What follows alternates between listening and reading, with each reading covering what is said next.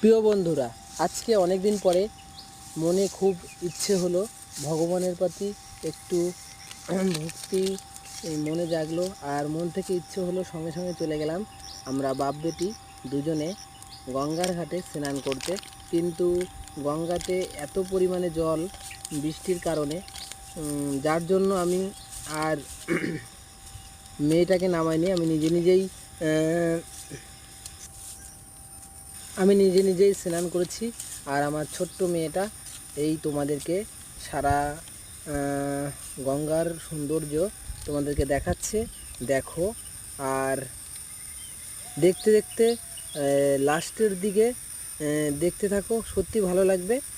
লাস্টে নাকি আমার মেয়ে একটা বিশাল বড় একটা মাছ দেখেছে। আমাকে বললো, বাবা দেখো কত বড় একটা মাছ। আমি স্নান করতে আস্তে আস্তে আমিও হালকা দেখতে পেয়েছি।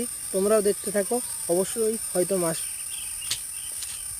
বলো তো, এত জলের ভিতরেও আমার মেয়ে কী করে মাছ দেখলো আমি জানি না। ওর কপাল সত্যি, ভাবতে হবে যে ওর ছোট মানুষ হয়ে কী সুন্দর একটা ভিডিও করলো আর আমাকে মাছটাও দেখালো। তোমরা পুরো দেখতে থাকো, অবশ্যই ভালো লাগবে। মাছটা দেখলে মনটাও খুশি হয়ে যাবে। আর ভিডিওটা একদম স্কিপ করবে না, পুরো ভিডিওটা দেখলে অবশ্যই ভালো লাগবে। আর না দেখলে মিস করে যাবে দারুণ একটা জিনিস। অবশ্যই মিস করবে না।